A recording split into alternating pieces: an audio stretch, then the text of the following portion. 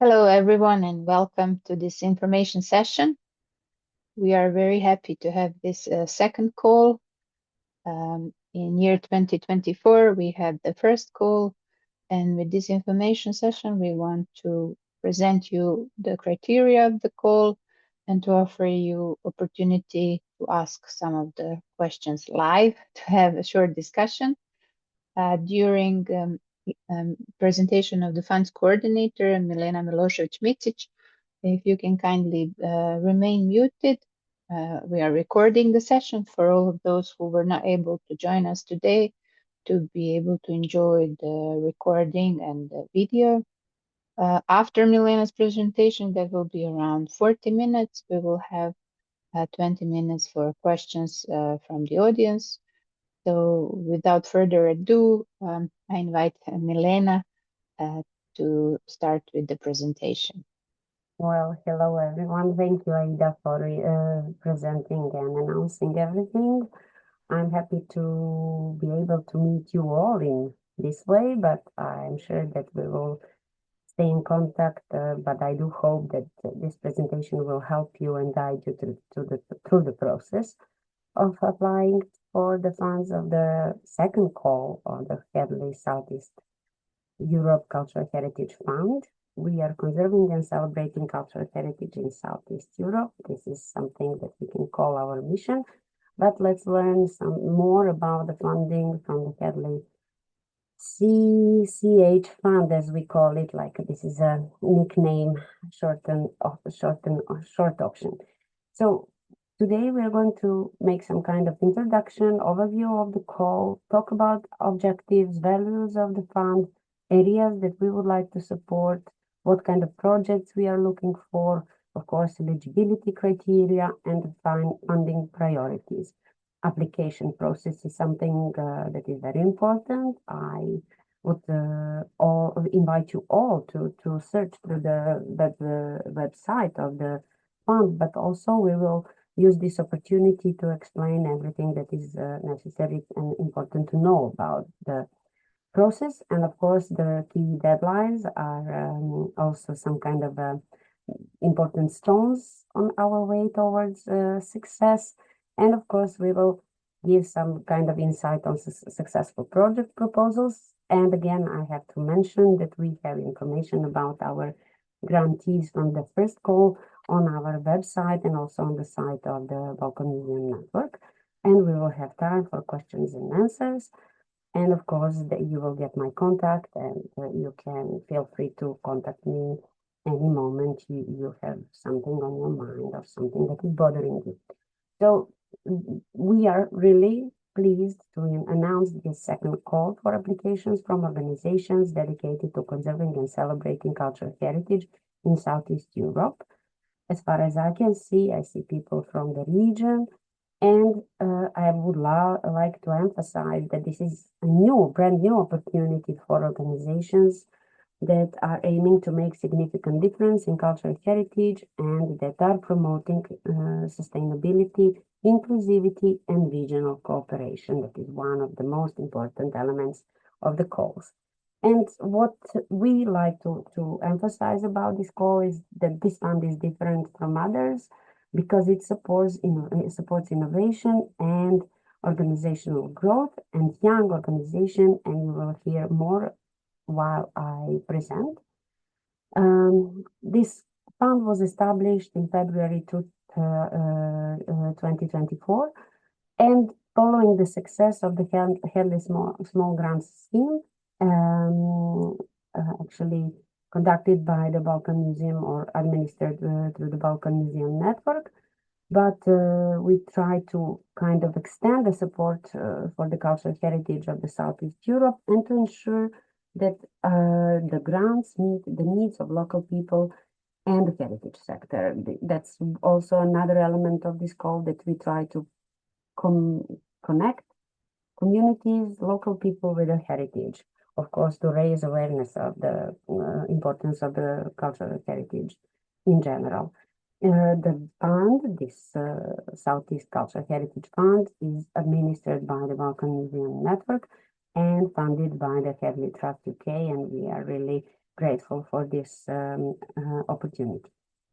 And of course, you can see here in the bottom the website of the grant of the fund, but let's continue with objectives. And one of the objectives is to increase capacity of young people, communities, heritage professionals, and the third sector organization, NGOs of different kind, but also to engage with and to manage South cultural heritage of the Southeast Europe. Of course, we are nurturing and valuing effective partnership between the public and civil society organization and also communities, as I have mentioned. What we would like to achieve as one of our objectives is increased regional cooperation and understanding, mutual understanding, which is important. There are actually different values of the fund, but heritage is in the middle of the focus, and we see heritage and recognize it as an agent of positive or social change. And we believe deeply that heritage is for everyone and the benefit of all. And responsible care about the heritage means that we are all working together towards accomplishing our goals. And we like to support, connect, and care by promoting heritage to demonstrate our common values and cohesion, social cohesion, to promote heritage as a celebration of cultural diversity and different kind of people. We like to support and promote the importance of heritage for sustainable economic growth or development, because we see it as one of the main engines and we see the future in it. Of course, we would tend to support heritage to improve society and also to engage current and new heritage stakeholders all together in this process, and by supporting collaboration in heritage stewardship and heritage literacy. You will see why we are pointing out this when you hear more about the areas of support. Of course, in general, we can talk about the field of conservation and documentation of heritage with different elements, ecclesiastic or vernacular architecture, archaeological cultural artifacts, but also intangible heritage, which is important to mention. We will support projects that are dealing with raising awareness about the cultural heritage issues and also importance of its protection, conservation, also working on improvement of legal frameworks and increasing funding, improving public engagement and policy improvements. That's why we talk about this intersectoral cooperation. Of course, the capacity of the new heritage NGOs through networking and training and innovation programs is something that we are worshipping and admiring through the fund. Training of the next generation of museum or heritage professionals and conservation professionals is something that is very important, as well as engagement of young people in the heritage process, even if we are talking about interpretation, accessibility, inclusion, or its preservation and promotion. Again, engaging the community, you see I'm repeating some moments, but it is really important, is something that should be, that is going to be supported. And as mentioned, again, cross-sectoral teams, like also gender equality, climate action, sustainable development goals, and accessibility of heritage for marginalized communities or socially deprived communities. What projects are we looking for? Projects that are improving the lives of citizens and demonstrate the community empowerment. Initiatives that can contribute to the long-term improvements in the heritage sector, but also projects that are promoting regional cooperation and understanding. Initiatives that will have sector-wide impact and also demonstrate effective partnership to improve advocacy. Projects that are based on both tangible and intangible heritage, its preservation, promotion, and interpretation, and sustainable use. and project that enable strategic and sustainable operations of the heritage organization. Okay, this is the next step. And when we talk about eligible projects, we need to think about eligible organizations who can actually apply. And as I mentioned at the beginning, we are supporting nonprofit organizations to and also motivating to apply for the funds. Of course, we are talking about civil, non-governmental organizations and foundations, but also we are talking about public institutions, museums, libraries, archives, cooperatives, and other cultural heritage institutions. We have 13 countries in the region that are eligible for applying for the funds, and these are Albania, Bosnia Herzegovina, Bulgaria, Croatia, Greece, Kosovo, North Macedonia, Montenegro, Romania, Serbia, and Slovenia. And of course, priority will be given to the locally led organization, employing local experts, but also to newly registered organizations that are eligible to apply. Criteria of the support. What is important to mention that we organizations that are willing to apply must operate and be registered within one or more eligible countries. That organizations that have core activities that are in line with the fund's areas of support as proven through the statute or the main acts, legal acts of the organization. Project has to be well explained and justified to justify the challenges, needs, methodologies, risk assessments, risk mitigation strategy, and of course, evaluation plan. All activities of the project should be well budgeted with all taxes and VAT included, and the implementation of the project must start in 2025.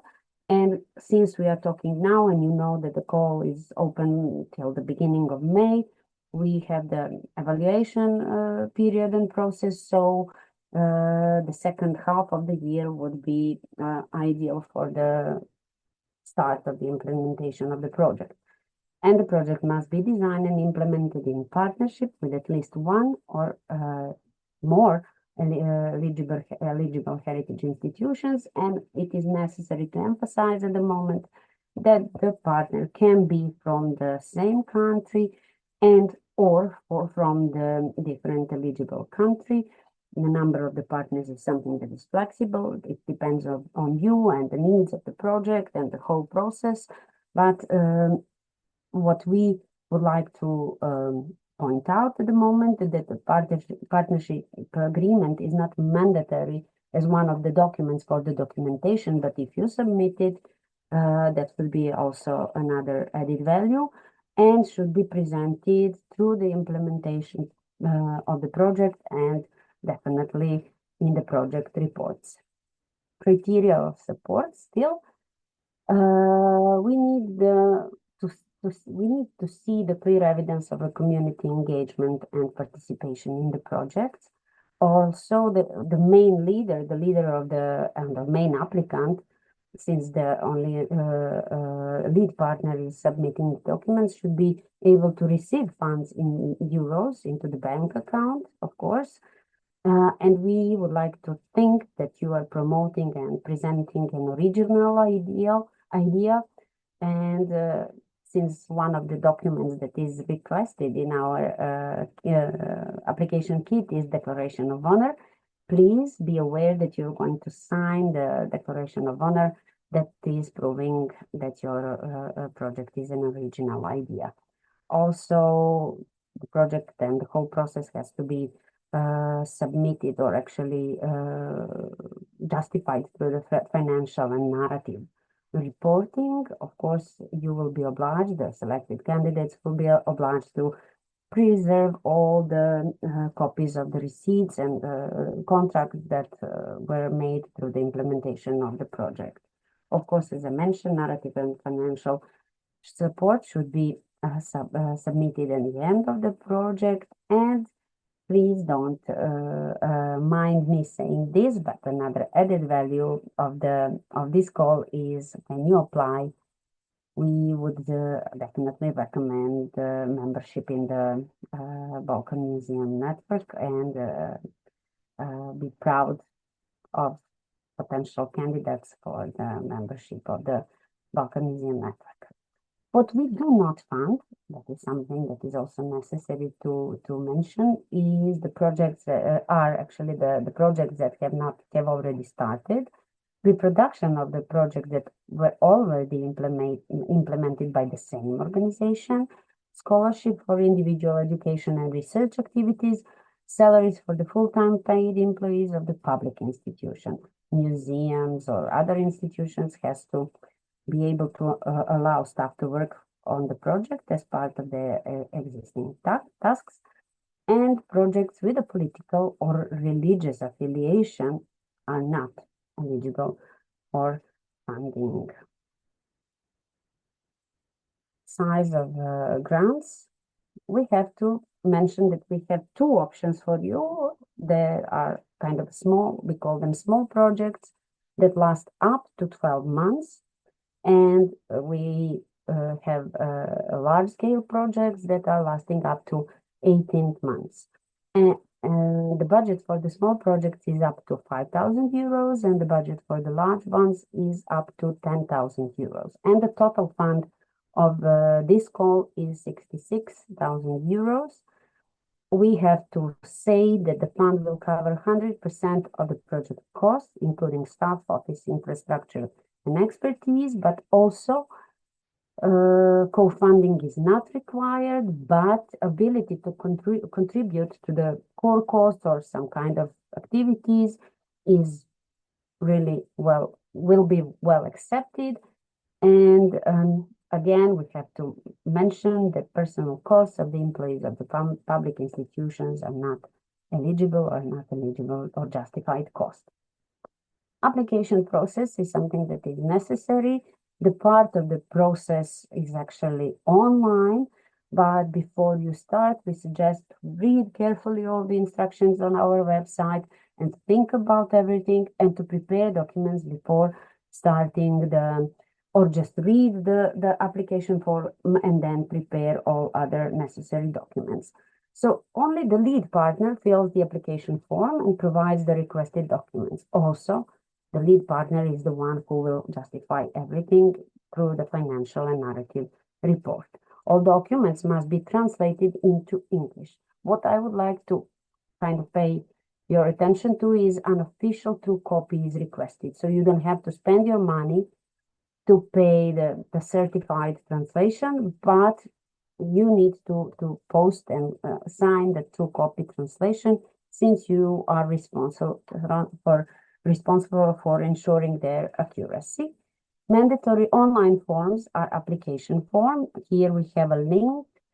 I would not use the link at the moment, but if you think at the end, we can maybe go through the application, and there is another online link for the Excel file for your budget. This is like Google form where you should put all the data requested, and then you have filled this Excel file that you should put all the data in, and the sheet is prepared in that way that it calculates everything. So you just need to be careful when you are giving inputs that you are not changing anything, and you can also sum up all the costs and double check everything at the end.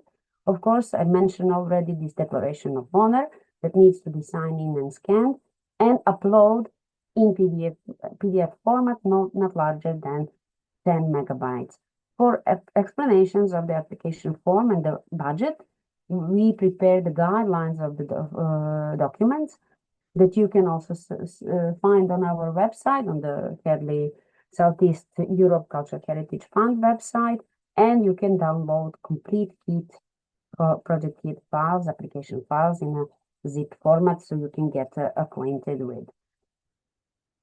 So the other part of the application process, there are some additional documents that are required and need to be uploaded in the application form that I mentioned on the previous page. application form that needs to be uploaded in both in native language and English language in PDF format, again, not larger than 10 megabytes per document. And these are articles of association, decision, registration, statute, different kinds of documents that are actually depending and differing on the type of the organization that is applying. Of course, statutes as the main act of the organization, financial and narrative annual reports for 2024. And we would suggest, you can always ask us about the format, but there is just one or two sheets from the narrative or financial report, annual report, that are summarizing all your activities or financial moments. For new organizations, you should submit management accounts or an annual income and expenditure plan. Sorry. Basically, if you have just started, we need just the proof that you are able to justify all the elements that are mentioned as eligibility of the organization. And of course, there is another document which is known but not known to all of us, I must admit. I'm saying this based on our previous activities and calls. It is a safeguarding policy, and that's why we created, also you can find it on our website. You can find explanation about what this document is, what it has to contain, and what kind of explanation or statement it is giving on the behalf of your organization. Also, as we have mentioned, you can choose to provide additional documents such as partnership agreement or something, or some kind of agreement or act of cooperation that you have established maybe with some kind of a local community organization or non-formal group of people. Technical informations. The museum organizations that are applying as lead partner will sign the contract. Once selected, you will be informed, and you will sign the contract with the Balkan Museum Network based and registered in Bosnia and Herzegovina. Funding allocation will be based on the quality of the proposal as evaluated by our independent evaluation committee. Balkan Museum Network keeps the right to not to award any grant if the quality of the proposal is not satisfactory. Of course, I do believe, based on previous experience, that we know that we have wonderful ideas and wonderful project proposals. Also, the organization or institution can apply with more than one project as a lead partner, as a lead applicant, but only one project can be supported. The same organization can appear or be partner in multiple applications. Basically, it can be partner in several granted projects.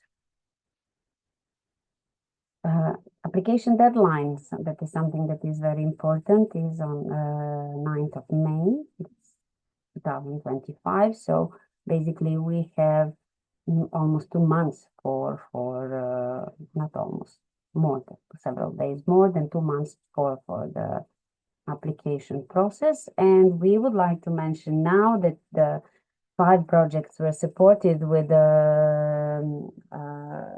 5 projects and 5 organizations, 2 from Greece, 1 from North Macedonia, and 2 from Serbia, were supported through the first call, and they were supported with in total 34,000 euros.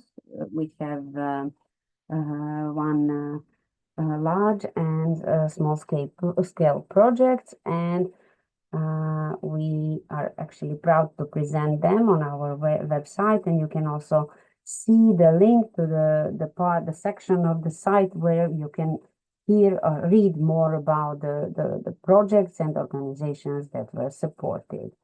Also, there is another very simple tool that we have created for you to help you find a partner if you need one, and also to learn more about the organizations that are acting in the field of cultural heritage.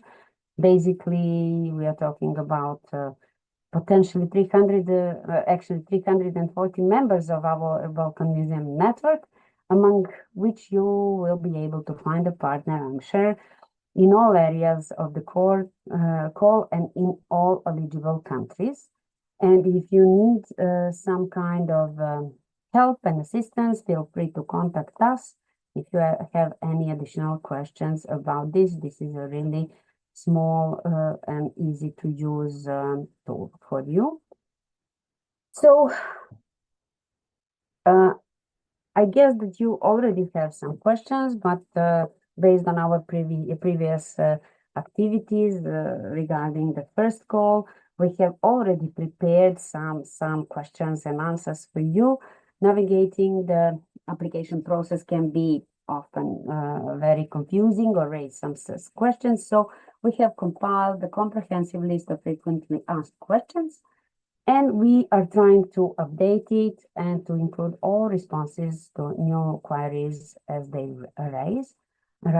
So this resource is designed to clarify any doubts and provide detailed information about eligibility, funding, project requirements, and more. And before reaching out to us with any question, take a moment and review our frequently asked question document, and you might be able to find an answer for your question before contacting us. Of course, we don't want to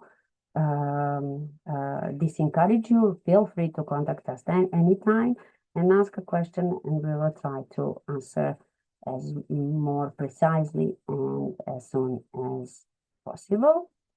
So we are here in the section that is called Time for Q&A. And please write my email down so you can write me before the 25th of April this year.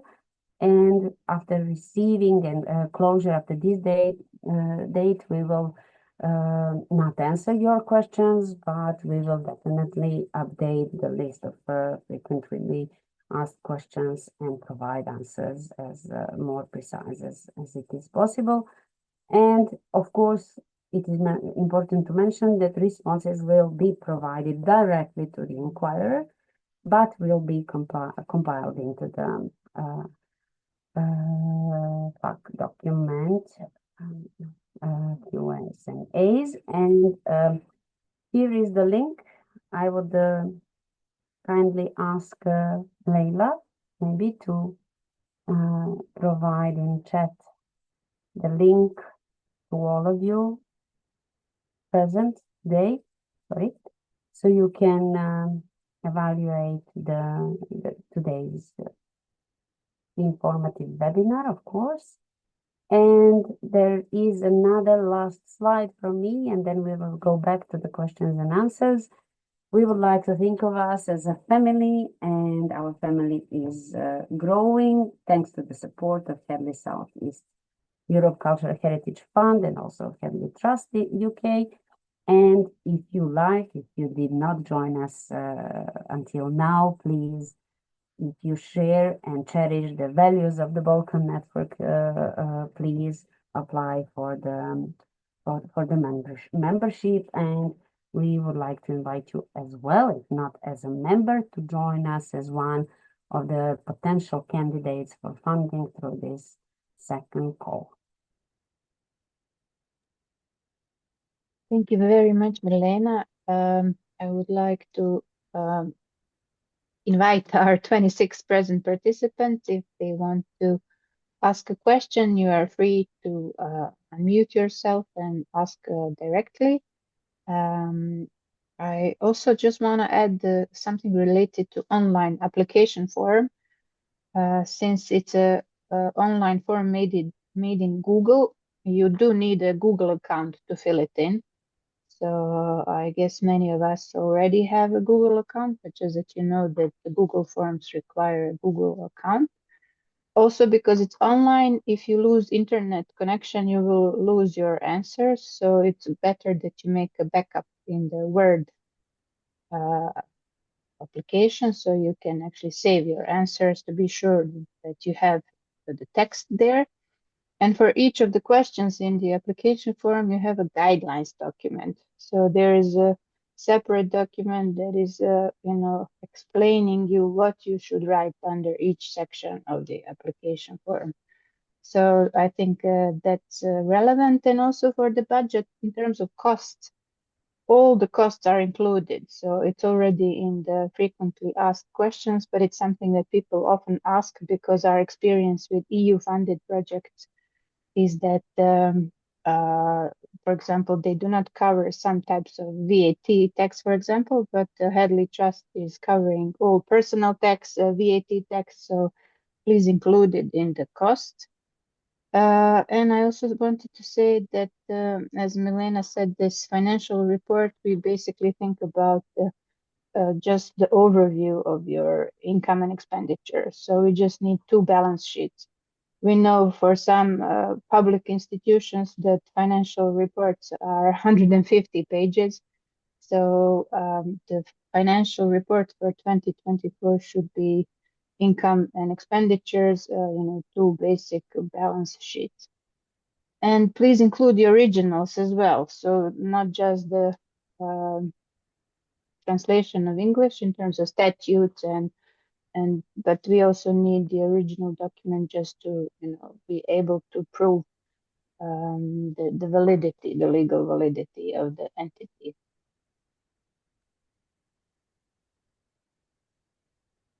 I don't know if there are any questions. If you want, Milena, you can maybe stop sharing and we can invite people. There is already one raised hand from Christina. Please unmute yourself. Thank you, Aida. Thank you, Milena, for your very informative and very clear presentation about the process and everything that, let's say, a potential applicant should know. I have a question regarding the timeline of the evaluation process.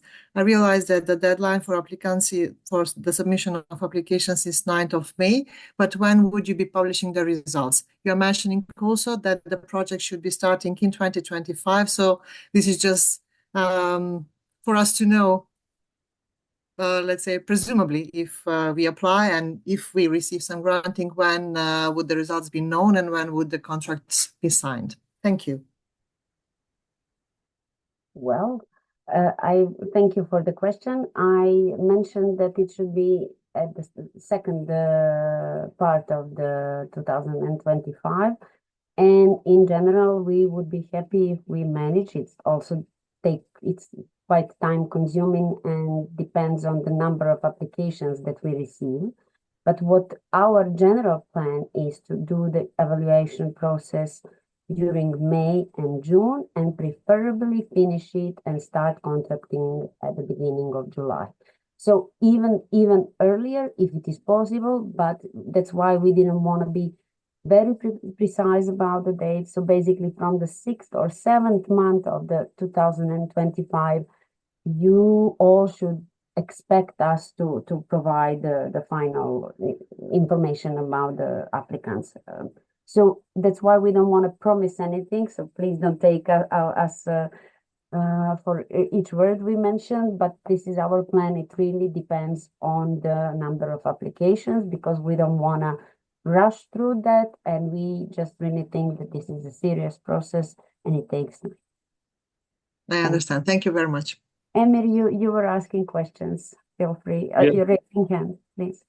Okay, thank you, Milena, for your nice explanation and introduction of the project. I have, if it's possible, 3 short questions. First one, short clarification. I'm the president of one foundation, Heritage Foundation. Is it possible to Heritage Foundation to be lead applicant, and the museum have a partner applicant? It's okay? Yes. Yes. Okay. Second Of course, question your statute will confirm us and justify your application or you as a lead partner, but yes. Second short question about equipment. Could you give us some ratio, how many percentage of all project can we spend on equipment? Aida?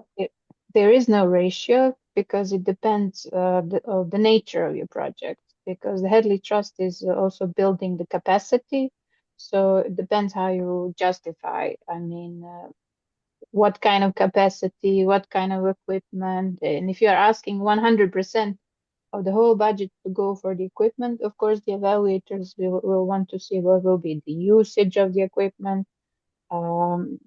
And who will own it and how it will be used after the project. So the equipment is eligible, so you can include it, but on purpose there is no maximum because Headley Trust is different from other funds. It's supporting also newly registered organizations, so you can ask for the equipment.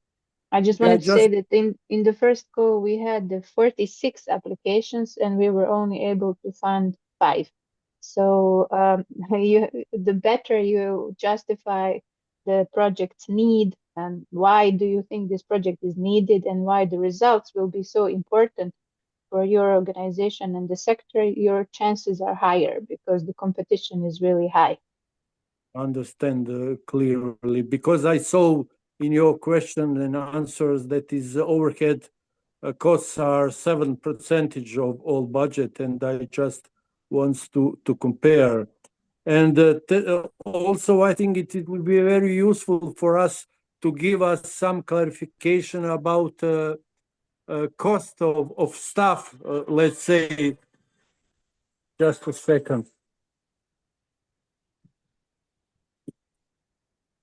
Well, as you mentioned, overhead clarification about cost of staff or for some consultants, what is the some usual in Headley found the figures, how much we can put per month for or to make the budget more realistic and to be in accordance with the Headley found instruction. Well, daily fee, for example, if we travel, daily fee or hotel, is any restriction, is any suggestion? And for consultants, how much is monthly fee, etc. I can just say that it depends on your national legislation, especially we have 10 countries covered with this call, and each of the 10 countries has different national legislation. So, for example, per diems are defined by the law in each country for the employed persons in institutions and organizations. And Headley Trust does not have guidelines for consultants because it's also, it's a free market and it depends how much is it national or international consultant? Is it junior or is it senior consultant? So it really depends on the nature of the work that the consultant will do, and there is no minimum or maximum. But evaluation committee is made of people from our region, so they know what is realistic. And if you put too high figures, everyone will know that this is not the usual market price that is being paid, and that this cost is not justified in terms of how high it is. And I just wanted to say that you asked about the equipment and then about overhead. Equipment is a direct cost and overheads are indirect costs. And overhead is utilities. It's paying for your accountant, electricity and water. It's for the fixed costs of the organization. And that's why the ceiling is 7% because these costs are not direct costs. They don't contribute to realization of project outcomes. Thank you very much. And as Aida said, I just wanted to say that probably because we have eligible countries from also European Union and you have eligible countries from our region, and depending on the, as Aida mentioned, national legislation, but also if you're engaging someone from abroad, it has to be well justified, and it has to be proven by some kind of standards, sets of standards. So basically, in European funds, you know, some kind of average fees that are acceptable for consultancy or for engagement. So if you will see in the sheet, in the Excel sheet, you can define a number of units and it can be justified. So it is very clear. And also, as Aida said, our committees consisted of members from different countries, but very well connected with the rest of the Europe and with a huge background in the project management. So they will definitely decide, and that can be justified with a strong project proposal. So it's up to you. Thank you. There's a question from Tatiana in the chat. She's asking if a partner can be a profit-making organization. And profit-making organizations are not eligible, and partners can only be public or civil society organizations. So the answer would be no, partners cannot be profit-making organization, but if you need to involve consultants as individuals, we were just discussing this justification of involving consultants, so you can do that. And if you don't mind, I would return back again to the budget template or the sheet.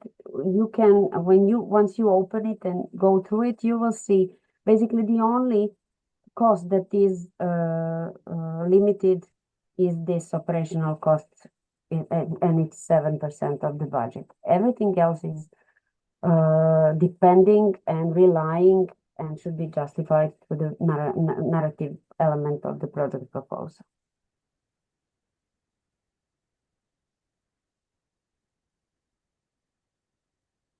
Did we miss any message in the chat? Hi, can I ask something? I don't know if you can see my hand. Yeah, Hi, Laura. now we can. Yeah, Laura, yes, please. Hi, everyone. Thank you very much for the session and very informative. Just cross-checking, I think it was clear, but now that we're all together, you were saying about personal costs. They are not eligible if you are a public institution, correct? So if we are non-for-profit, our staff can be part of the expenses that are eligible. That's correct. Okay. Thank you. And the second one is because, okay, I've seen there is a highly recommended for a co-funding, of course, because also this is a limited budget. So if we manage to get some extra funds. My question is, if we have already applied, because it says a new project, so not a project we have already done, but if it's a project we have already submitted, like for a Greek national fund or something, we can apply with the same one here because we also need support there, and then combine them together. Because we don't know if we got that other fund either. Would that be eligible or not? Well, it would, but then maybe circumstances changes when you get, of course, you would tell us if you get this Greek national funding from the ministry, and then maybe do the annex of the contract if you need to change the budget. So yes, of course, we all have ideas in our heads which were not funded by anyone. So, I mean, it's original in the timing that you are submitting it because it did not receive funding until then. But if something changes in the future, you tell us, and then we change the budget and the contract. Yeah, and anyway, we would apply with this different part of the project. So, I mean, that would be also clear in the balance at the end. And I guess then we would have to have I wanted to mention the logos and everything. But I mean, it's still okay, right? That's what I wanted to mention, just to clarify. It would be necessary if you, in case you receive the grant from the other fund, that you separate, that you don't duplicate the activity. So it has to be quite divided and very precise about what we are covering and what other fund is covering, and not to duplicate and cover the same costs from the different funds. So be aware of that. It has to be clear. Okay, perfect. Thank you so much. And And last let question. me just add one thing, because we are talking about the personal costs and we are talking about the staff of the kind of museums, archives, and libraries. But also, I would like to mention that if in case you have some kind of activities that are with traveling or activities that are in field or something like that, there is always an option for to cover the cost of travel or something like that. So we are not covering the fee, the honoraria for the people that are working for the museums, but Okay, super. Okay, thank you.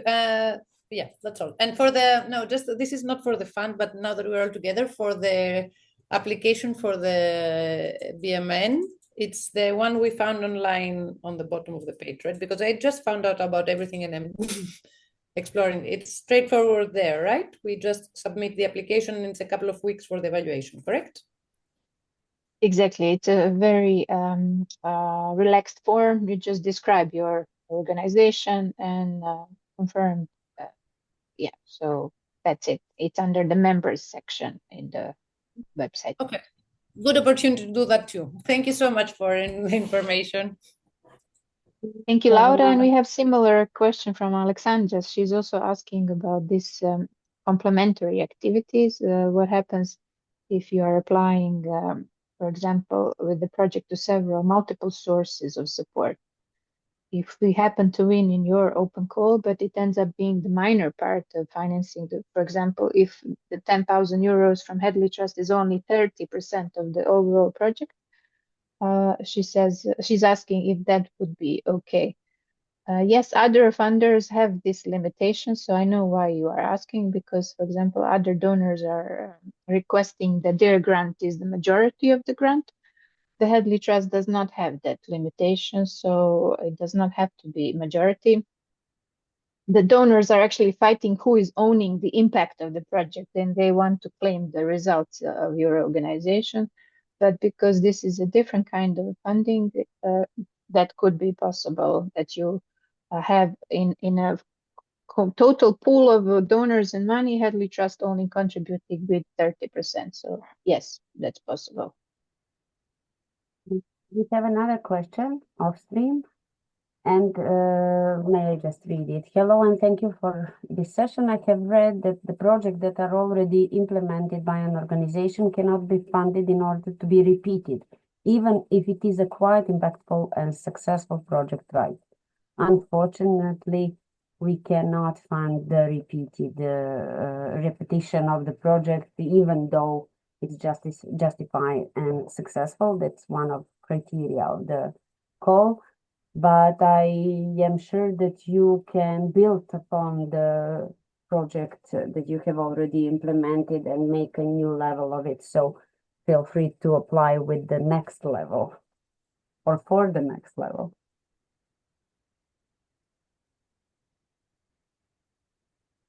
And a lot of times people are asking, what does innovative project mean? I mean, it has to be relevant for the geographical, for the target group, for the context of your organization and partners. So innovation is actually, and novelty of it is described by the necessity. Why the Headley Trust should fund this project now and why not tomorrow, or why it has a priority over all other ideas, because you are always competing with other ideas. So that's how you actually approach. And if you want a continuation and something which is in line with your vision, you just have to, be good at describing your idea in terms of, who your organization is, what's your mission and vision, and why you are proposing this project. Aida, are you raising hand? I see you. Well, I'm looking for the hand, but I can't find it. So here I am.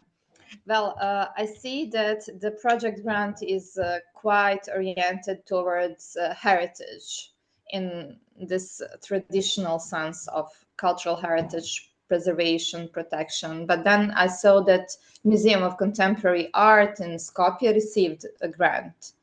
So I was wondering what sort of projects are you expecting from the institutions that are actually related or focused on contemporary art?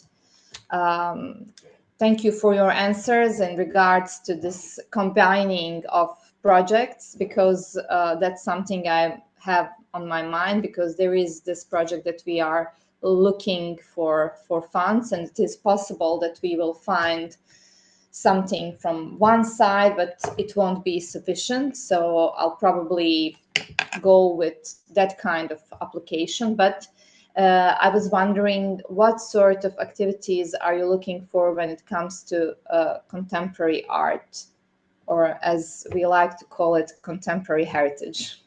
Well, Aida, surprise us. Really, Okay. definitely, we don't expect any kind of projects from any specific organization. So it's the sky is the limit. It's up to you to define what your needs are, to define in which direction would you like to go. For example, Okay. since you mentioned Mocha in Skopje, I have to say that the colleagues made an excellent project that is dealing with contemporary art and accessibility. So it's interpretation, accessibility, inclusion, and many different things. It's not only restoration, conservation, or something that is in the scope of our museums and the work that we handle every day. So basically, that's the Headley. This fund is providing you a space to go out of your comfort zone, or to seek for the things and challenges that you cannot achieve in your formal surroundings. So please surprise us. Okay, good. Thank you. It's encouraging. Absolutely. We would like to encourage you all and motivate you to think wide and more broader than you usually think in your everyday work and plans. That's why these calls are safe space and safe ground for you to try to make some first steps, to learn how to walk. And then we will dance together. All types of heritage are welcome. Intangible, industrial. So it's really, as Milena is saying, up to you. Good. I just wanted to kind of clarify this small confusion that I had in my head for a moment. I just wanted to make sure that there Read is more an about the interest granted for it. project in the first call, so you will get the hint that Yeah, good. everything Good. is open. There is a question Great. in the chat. Does the lead applicant institution need to be member of the Balkan Museum Network? The answer is no. I mean, it's not a requirement. So, for example, from the 5 current grantees, only one was One, actually a member of the only Balkan one. Museum Network. So you don't have to be. It's added value, as we mentioned, but it's not one of the points that is going to give you a total score. So it's just added value. We want to kind of point In out. the network, we really want to have organizations who are there because they see a purpose of them being in the network, not as something formal. So that's why the membership is not a formal thing, but really someone who wants to network with other museum and heritage institutions long term, not just connected to one opportunity. And of course, do not apply for the membership if you think that it's going to influence the final result of the project ranking. So no, it won't be additional point, it's just added value. Okay, so we have 5 more minutes, but no more questions in the chat, and no one is waving their hands or raising their hands. One more way for us to collect your views is, if this info session was useful, please write your comments, because we are thinking maybe of organizing a second one. So that's why we have made this evaluation form. Lila just shared the link in the chat. Yeah, please, we would like to ask you once again, to just fill the evaluation form before you leave or after you leave, but just keep it open, that not to lose the link, copy it or directly click it. So just evaluate. Otherwise, I would like to thank Milena, first of all, for her great presentation, clear, and to all the colleagues who joined us today, who see interest in partnering with other organizations and proposing an interesting idea for the call. There are 65 more days left, so a lot of time for you to develop quality applications, and please do write if you have.